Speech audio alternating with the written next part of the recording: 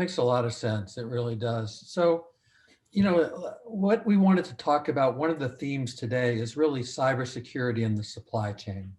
And, that cybersecurity, as we all know, it doesn't stop at the boundaries of your company. You're all interconnected with suppliers, customers, things like that. And through that connection creates risk. So when we saw this, of course, recently, the solar wind situation was a great example there of hackers actually using an organization as a gateway to other organizations. Instead of being the primary target, they were merely a gateway.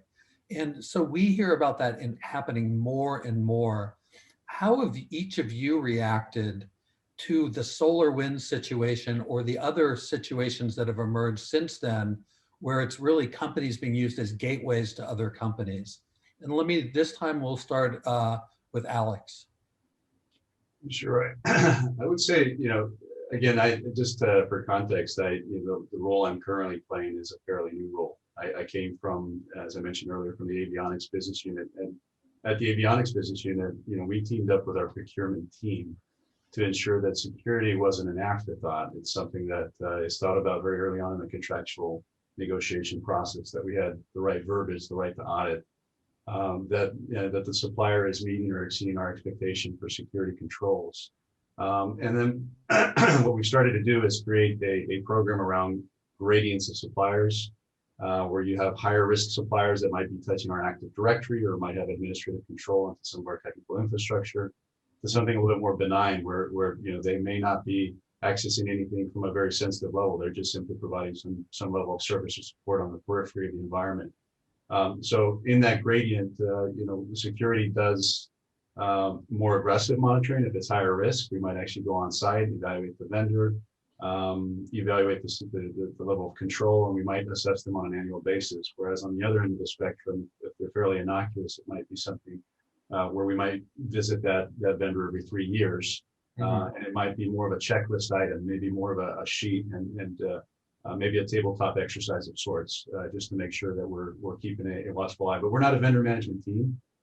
We are a stakeholder, and we are a service provider to the business stakeholders that are making requests of these various service providers. So our approach is to be embedded very early on in the process, and to team up with procurement and with the legal team, of course, to make sure that the security portion of our interests are being taken into account. So Lynn, as a compliance officer, I'm sure you always use a risk-based approach just in general, right? No matter what the topic is, data privacy, anti-corruption, labor compliance, it's all going to be risk-based. Have you shifted at all how you evaluate risk over the last 6 months in light of some of the events? Well, I'll tell you, Craig, we were fortunate enough to not be affected by solar winds because it's just not an entity that we were involved with, and similar to the Microsoft Exchange situation. But, whenever you read about something like that in the paper, your heart just sinks, right? Whether you're a CISO or a privacy officer or a compliance professional, your heart just sinks because we have seen so many of those situations, as you've alluded to, right? And it really is a question of how do you worry about your own territory and your own company, and then now obviously it's incumbent upon all of us to worry about our third parties and our supply chain, as you've suggested in your question and as Alex has laid out. In terms of the risk-based, I would say that there's been a little bit of an evolution, over the past 5 years. Again, speaking very generally, cybersecurity, like other risks, do need to be dealt with risk-based, but there is yet an expectation or a hope or a wish, if you will, that there will be zero incidents. And really, it's not realistic. We all know that. And I'm not saying it's okay when there's an incident, but what I'm saying is that since there will be something, it really is more about how quickly can you get in and discover that there's been an issue, and how quickly can you remediate it. In addition, we talked a little bit about this the other day in our prep session, but cybersecurity is now a board level risk.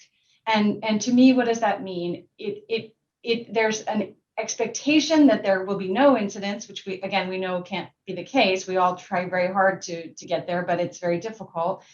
How do you educate the board that there could be something, and that it is more about the detection and remediation than it is about having zero, issues occur.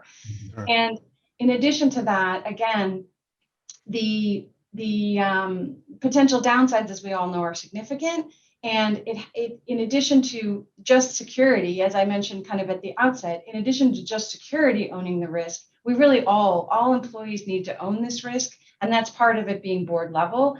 It's multiple functions working together. We're very, very cross-functional at Zoom, which is, I think, a terrific environment, but it also helps us, with elevate that risk, if you will, and the mitigation of that risk.